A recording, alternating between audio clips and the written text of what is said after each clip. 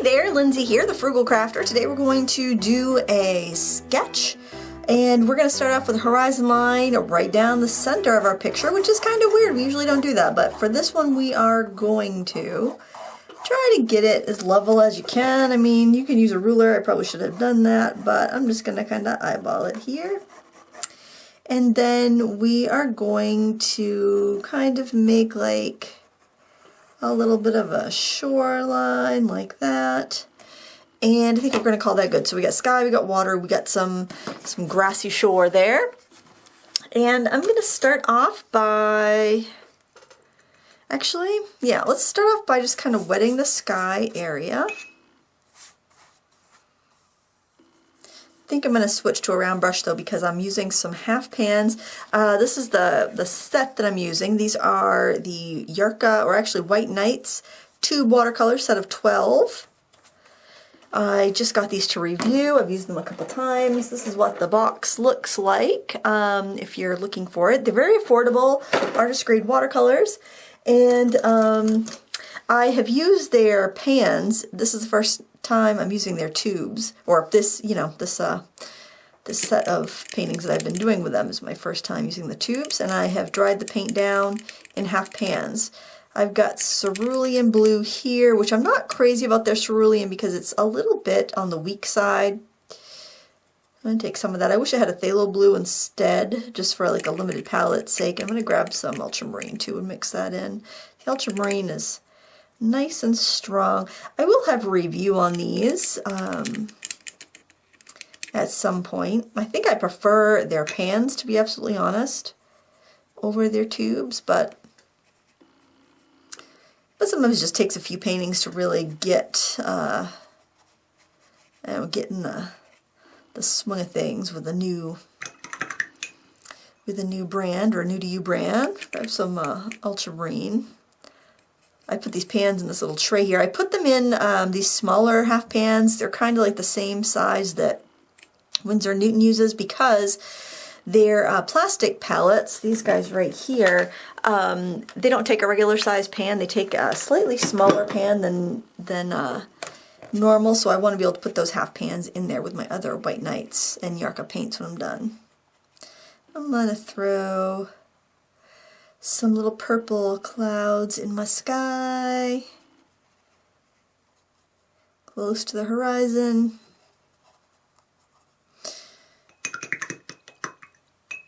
I grab some raw sienna here. Add some of that in here too. Raw sienna won't tend to go green like other yellows will, having so much blue around. It's a pretty color. The paper I'm using is a sketchbook by Renesans. That's another affordable line of paint too. They're out of Poland. The US distributor for them is, actually you can find these White Nights and the Renaissance paints all on Etsy. The Pro Art Supplies does the White Nights paints on Etsy.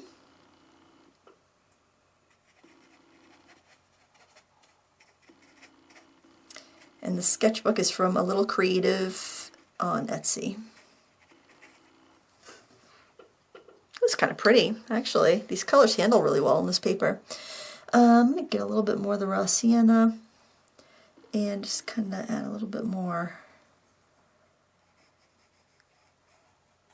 yellow into some of these clouds.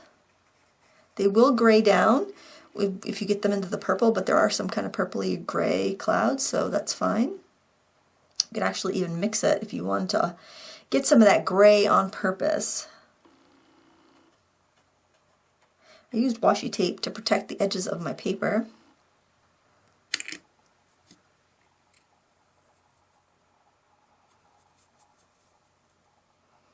I still think I prefer the pans though in this line.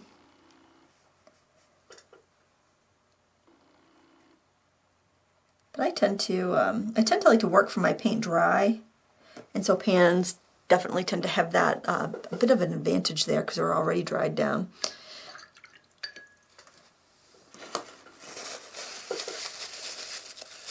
I'm going to lift out a little bit of cloud here and there, just with a wet paper, dry paper towel rather.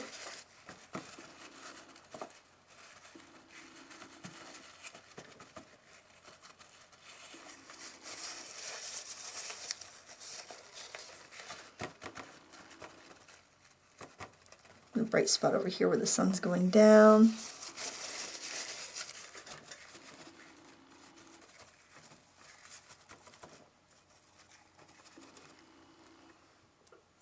Oh, and I think I want kind of a little bit of a pink in there. Take the carmine here.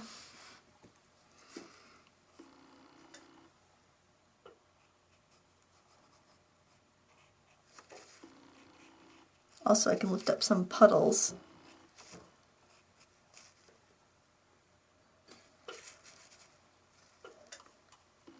Get that pink around the yellow areas. It's real pretty.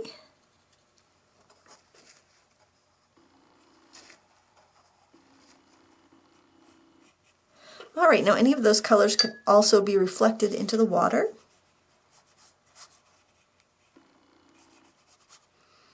I'm just wetting it first to help the colors flow and blend. We'll start with our blue. Just kind of try to have it mirror what you have going in the sky.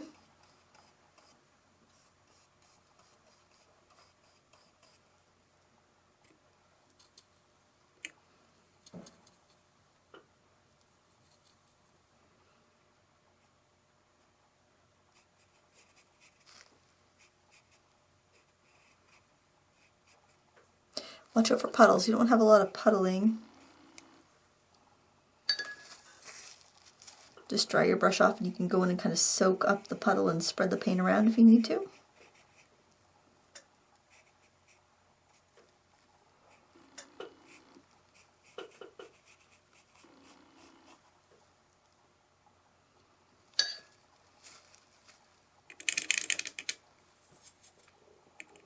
Painting a scene like this can be very relaxing and kind of meditative.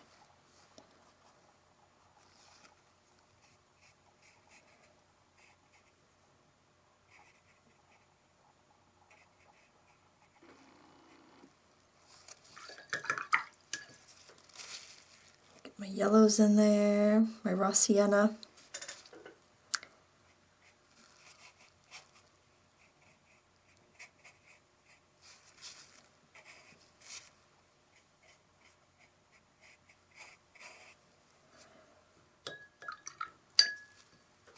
A little bit of that pink.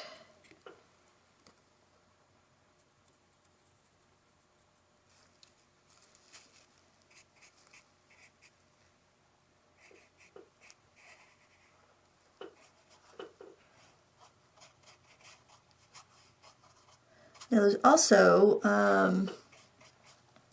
some reflections I want to get in the water. Make sure you don't have any puddles. You can also lift out any of the lighter spots, just kind of try to match what you have going on in the sky. Don't have to be perfect, just try to get some of that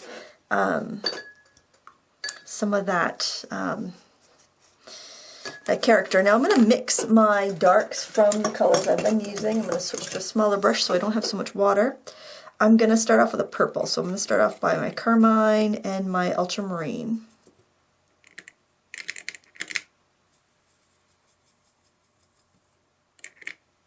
And then I can add some, actually I think I'll add some sepia into that. Sorry about the wiggle there.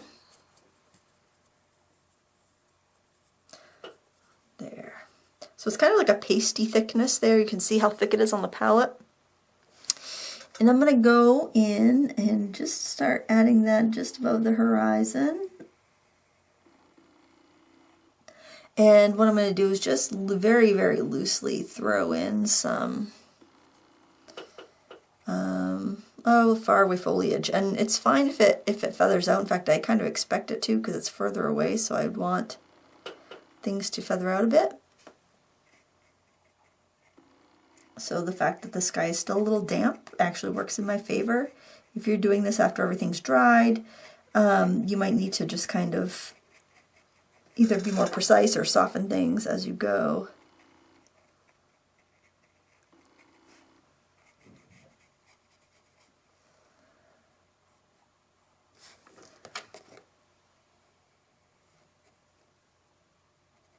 And if our line is a little wonky, I don't think it will matter that much because we're going to be putting a reflection in the water too.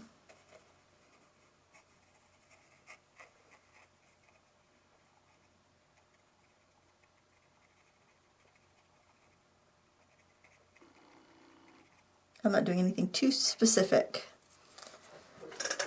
And now, I think I'm going to go right underneath and just kind of mirror what I've got going there, very loosely.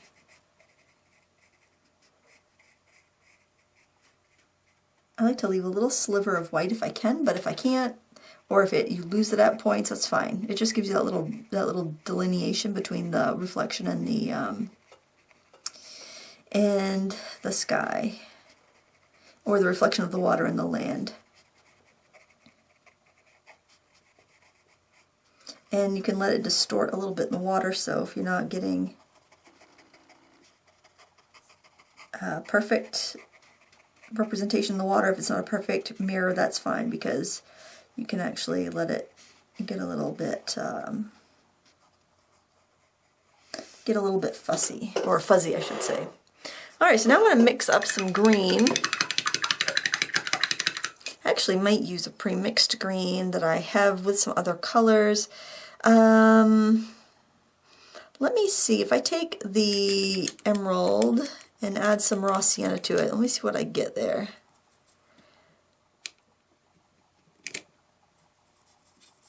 That's kind of nice. I'm going to add some of that in here on this land area. In fact, I think I might just throw this color in and then I can add details on top of it after.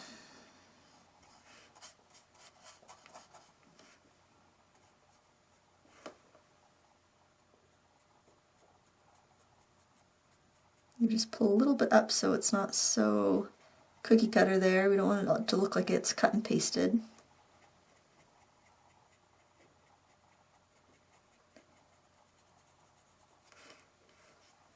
Kind of drag some of that up, and then actually we can pull a little bit down into the water itself.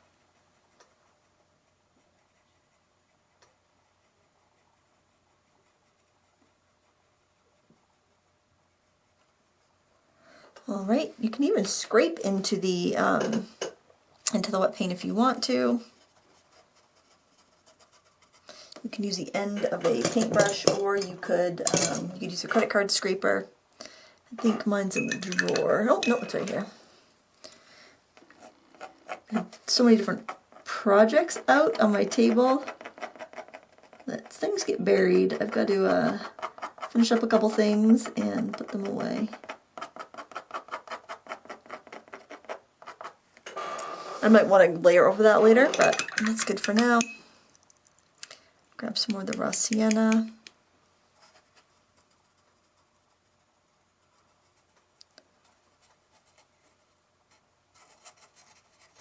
Just filling in here.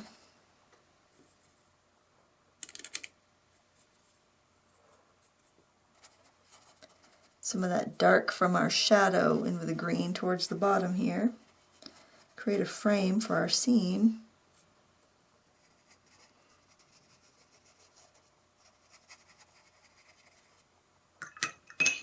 Gonna grab some more of the emerald green. Add some more raw sienna into it. I try to keep a limited palette. I try not to add, once I've started, I try not to add more color to it unless I absolutely have to.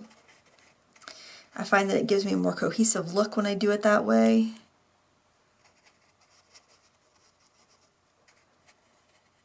Okay, so we have a bunch of different colors in here. Now I'm just going to flick up some grasses. I might switch to a liner, but this brush does give me pretty good detail. Especially if I use it straight up and down. Although I think I will go to a liner. Let me just get these thicker grasses in first.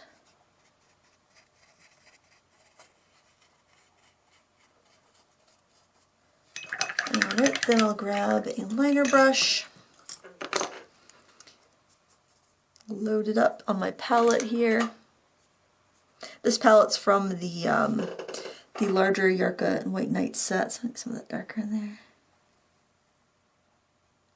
Nice thing about a liner is that you can get a lot of blades of grass in before you have to reload it.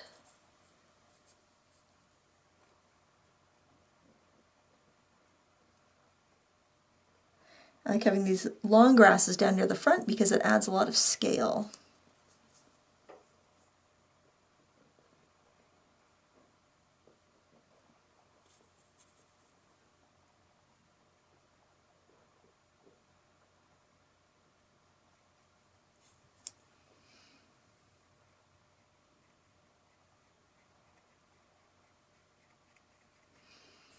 And while this is still wet, you can do some scraping. If you want to stop and get some scraping in, you can do that.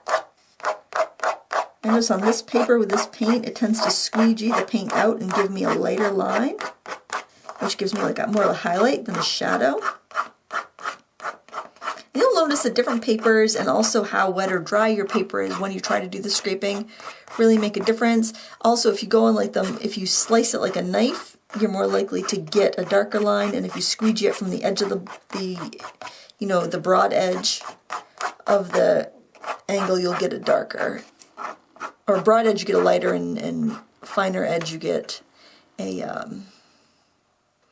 darker line. So I'm just going to layer up some more. You can also let this dry and layer up more once it's dry.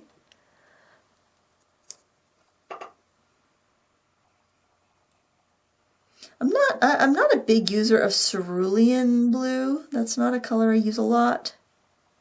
Sometimes you'll see ceruleans in paint sets that are made in China, Japan, and Korea, and they'll be super bright. They'll be like our phthalo blue. And this one is more of like a traditional color. I find the Russian watercolors tend to be more of a traditional palette versus like other parts of Asia. Their paints tend to be a little bit more modern and a little bit more vibrant. Maybe dye-based. I mean, these are plenty vibrant, but I mean, like, as far as like the cerulean is your more common cerulean. I think it's like PB36. Oh, they have PB35 for cerulean there.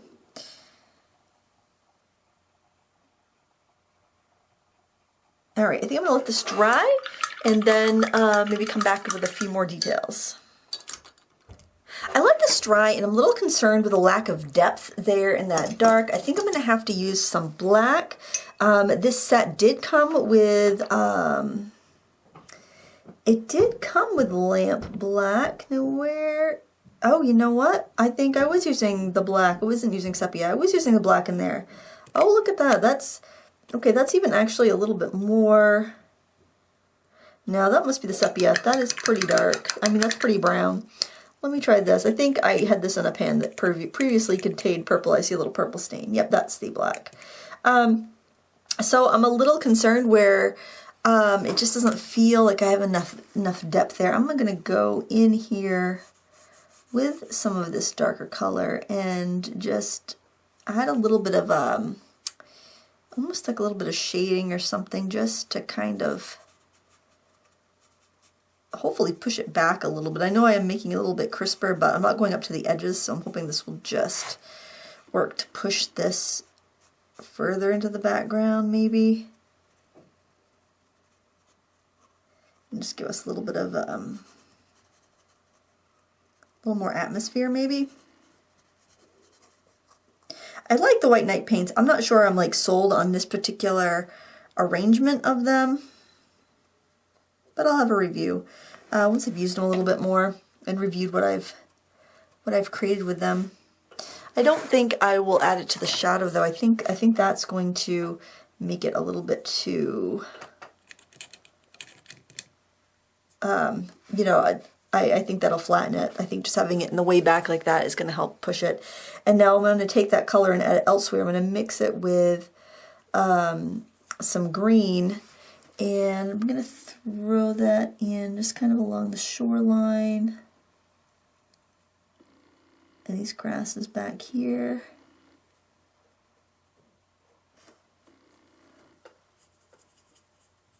And I think I'll also put it in the front along the bottom of the page.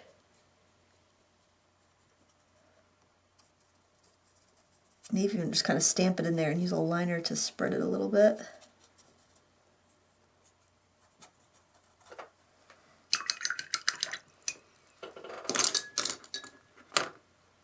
All right, let's load. Let's get a little bit more actually, because I feel like I'm running out. I just want to get some of that shape, you know. I want to get some of that grassy shape. I think between these shadowy, darker blades and the scrapey out lighter blades of grass, I think that'll give us a nice look. You can actually get in any colors that you've used so far into your shadows. It'll help them look a little bit more believable and realistic.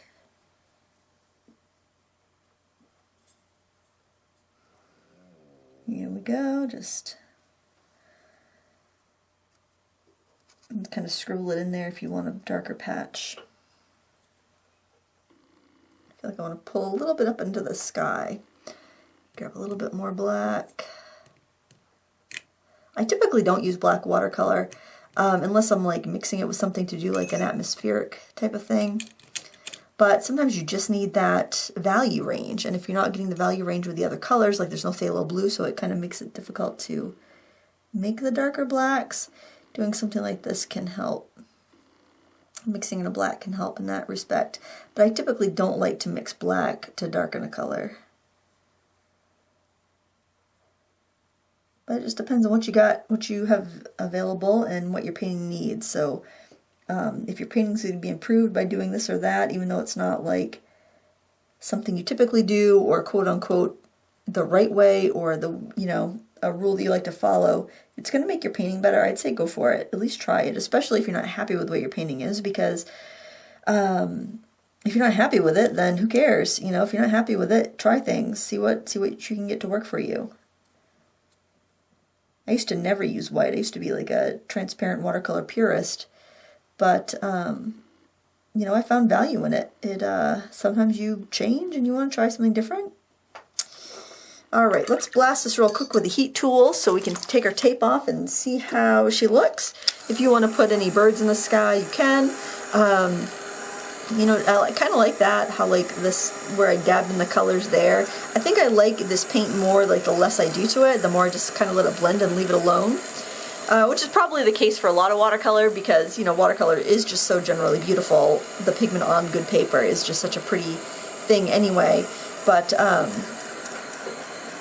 yeah, skies are fun to paint. I really like to paint skies. If you like this, I do have a landscape course that you can find. I'll link that down below. It's over at Teachable. I'm in Teachable School, and there's 4 full paintings we do together, plus lessons on how to paint rocks and trees and skies.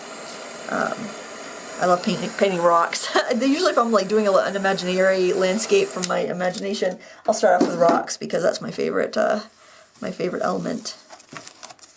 Remove our tape here. Also, using a heat tool or a hair dryer will help you remove tape if you've got masking tape that doesn't want to let go of your paper, or your paper wants to rip. Just having that little bit of heat on it will help the adhesive loosen so that it will come off. And there we go. So that, you know, you get those white borders. I'm telling you, it makes everything look better. This little painting was easy. I hope you give it a try if you are a beginner, or if you just want something to warm up to. And as I said, look in the next coming weeks for my review on these White Night watercolors. Thanks for watching. Please give me a thumbs up if you like this, and subscribe to my channel if you're not a subscriber already. We'd love to have you back. Thanks for watching. Until next time, happy crafting.